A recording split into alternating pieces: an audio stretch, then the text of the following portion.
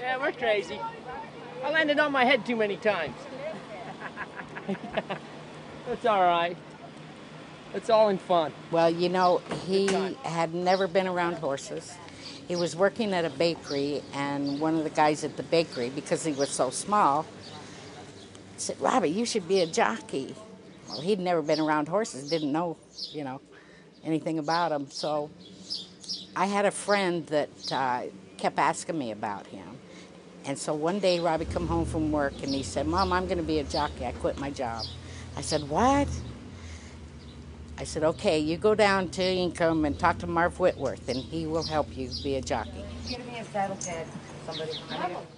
Oh, Mom means everything. She's been my backbone and my support for dreaming all these years. And she's the one that always said, "Robbie, you can go out there and do it. Just set your mind to it. Don't let nobody tell you you can't." And she's always been there and big supporter for the family. And she's just a dang good cook. And I can't keep my weight down with her around all the time. So I have to bypass the kitchen when I go through the house. I have to go the other way. But I tease her about that. But she's the super lady. And she's a lot of fun. She's having time of her life out here with the horses.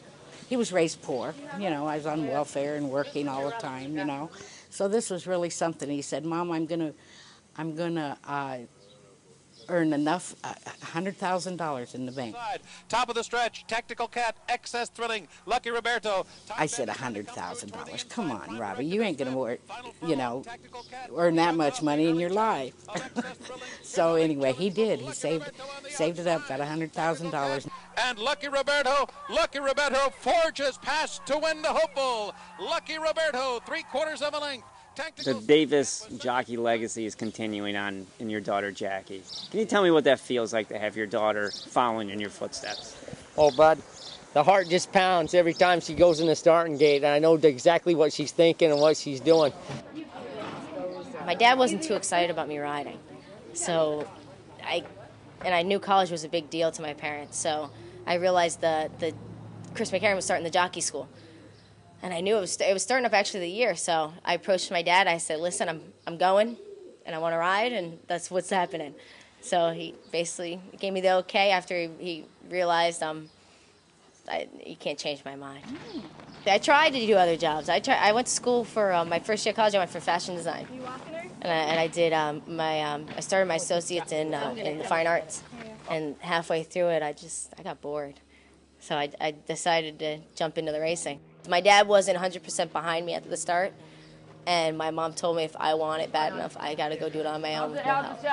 So I went into school. I guess they didn't put two and two together right away. Davis and so until the day of my phone interview to get into the school, they didn't know.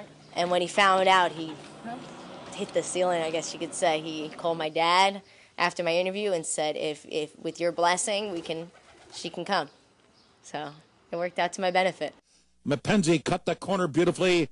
Whenever we're at home, we're watching Jackie, and she comes down the stretch, and we're all jumping around. Payrite comes through on the inside of Blue Hill Bay. We just love watching her come down the stretch, and here she comes. You think she's going to be fourth or fifth. Blue Hill Bay's still there.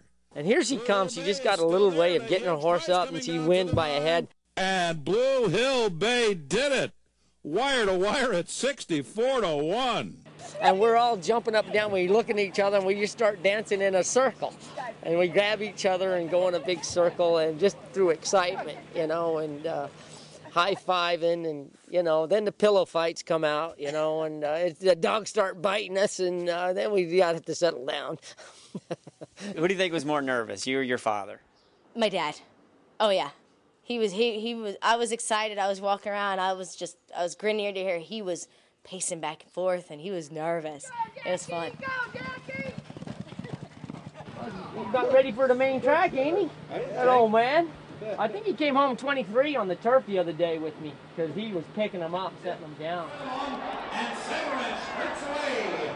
Being on a horse, you go out there and you can bump a horse around and squeeze on guys and this and that, and then, you come back, you ride the next race. And as a trainer, you know, you got to come back there and, hey, the horse is nicked up, he's cut up, he's got a swollen ankle, you know, he's got a tendon now, and, you know, and the trainer's got a big job, you know, keeping that horse and his legs underneath him. And, you know, the last thing those horses need is a little bumping and this and that. You know, race riding's one thing, but that contact is really, really tough. And I just think that the riders can do just a little bit better job and not, you know, doing so much contact in a race, because it should never be a contact sport at all.